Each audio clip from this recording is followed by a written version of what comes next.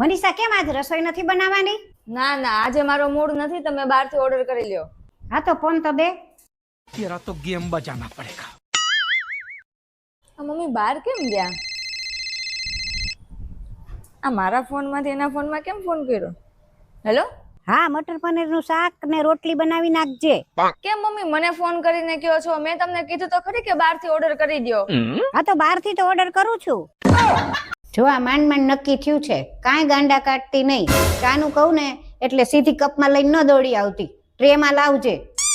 ગોર મહારાજ પાસે ઓલી સગાઈની તારીખ જોડાવી છે, પછી તમને કેવડાવશે. હા હા, કાંઈ વાંધો નહીં. મનીષા ચા લાય તો. લ્યો પી લ્યો. જો છોકરી વાળા હમણાં જોવા આવશે એટલે બધી વાત મોટી મોટી કરજે એટલે આપણો વટ પડે. આવો આવો બેસો. આવવામાં કઈ તકલીફ નથી પડી ને? મળી ગયું ને ઘર? ના ના કઈ તકલીફ નથી પડી, આરામથી મળી ગયું ઘર. જા તું પાણી તો લઈ આવ. હા પણ પેલા છે ને મને આપડા ઓલા વિમાનની ચાવી આપો ને, હું અંદર લઈ લઉં, બહાર વરસાદ આવે. આ હું માથે જીન્સ નાખીને કચરો વાળે? આખું ચોમાસું વહી ગયું ને તમે કપડા સુકવવાનું સ્ટેન્ડ ન લાવી દીધું, તો હવે મારે કરવું શું? જો કાલ સુધીમાં મને કપડા સુકવવાનું સ્ટેન્ડ ન લાવી દીધું ને તો તમને હું બસ સ્ટેન્ડ મૂકી આવીશ. A few moments later. અરે મમ્મી આ શું કરો છો? કંજૂસ જોયા પણ તમારી જેવા કંજૂસ કોઈ દિવસ નથી જોયા. એક સ્ટેન્ડ નો લાવી દેવું પડે એટલે પોતે જ સ્ટેન્ડ બની ગયા. હવે હું બોલ બોલ કરે છો? તારે તો સ્ટેન્ડ થી જ કામ છે ને. આ બે યાદ હજી ખાલી નાખી દે એક બે. અમે વસ્તી ગણતરી માટે આવ્યા છીએ તો બધાનું નામ ને ઉંમર લખીએ છીએ. તમારું નામ ને ઉંમર લખાવો ને. મારું નામ મનીષા અને ઉંમર 18. અરે ભાઈ હાવ ખોટી છે. 6 વર્ષથી 18 જ વર્ષ લખાવે છે. એ બધું જવા દો, વાંધો નહીં. હાલો ને એનું તો લખી લેશું કાંઈક. તમારી લખાવો ને. મારું નામ રૂપાબેન, ઉંમર 20 વર્ષ. મનીષા આ ચીપિયો તો રોટલી કરવાનો છે ને? મમ્મી આ ચીપિયો નથી, આ વાળ સીધા કરવાનું મશીન છે. આજકાલ કેવા કેવા મશીન આવી ગયા છે.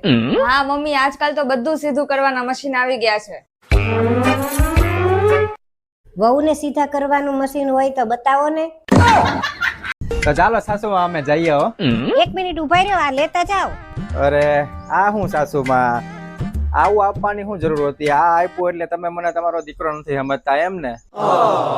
આપણે ઘરના જ છીએ, આ કવર ની શું જરૂર હતી? સીધા પૈસા આપી દેવાય ને. લ્યો. શેનું શાક બનાવ્યું છે મનીષા? આજ તો કાંઈ શાક હતું નહીં ને તો રીંગણાનું બનાવી નાખ્યું. પણ હું રીંગણાનું નહીં ખાવ, એમાં કાંટા હોય. હા તો પણ ચપ્પલ પહેરીને ખાઈ લેજો ને એટલે કાંટા ન વાગે. ના ના વહુ, હું તો એવું કરું જ તે નહીં મારી છોકરીને. હા, ઈ જે માગે જે કે ને ઈ બધું લઈ દઉં. કોઈ દિવસ એક પણ વસ્તુની ના ન પાડું. ભલે હું ભૂખી રહું પણ એને જે જોતું હોય બધું અપાવું જ તે. હા હા મૂકું. મમ્મી 50 રૂપિયા હોય તો દે ને. 1 રૂપિયા નથી, નીકળાયથી જા, વાસણ ઉટક. એ મમ્મી આ શું કરે તું? અરે મહેમાન આવવાના છે ને તો આ પંખો સાફ કરું છું. હા પણ મહેમાન થોડા પંખા ઉપર બેસવાના છે. વાત તો સાચી હો તમારી. 1 મિનિટ હો મમ્મી, ફોન આવે, તમે ચૂપ રહેજો. હા હું તો ચૂપ જ છું, ચૂપ જ રહું છું, કાયમ માટે ચૂપ જ છું. કેદી કાંઈ બોલી?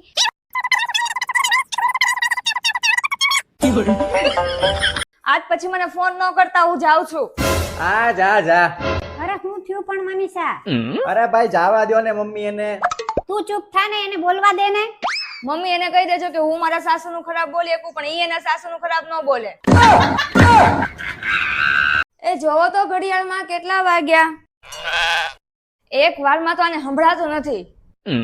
હજી આ ઘડિયાળ બંધ છે. કેટલી વાર કીધું છે કે આમાં સેલ નાખો, તો એક સેલ નખાવવામાં તમને બળ પડે છે. આ ઘડિયાળ બંધ હોય ને તો અપશકુન થાય. પૂછો મમ્મીને. મમ્મી અત્યારે મને કીધું કે ઘડિયાળ બંધ હોય ને તો અપશકુન થાહે અને તમારે બે માણસ બાંધવાન થાહે ને મનીષા પિયર વઈ જાહે. એટલે તમે સેલ નથી નાખ્યા એમ ને? હું એમ પિયર નથી જવાની. જાઈશ ને તો આખા કુટુંબને ચકડીએ ચડાવીને જાઈશ.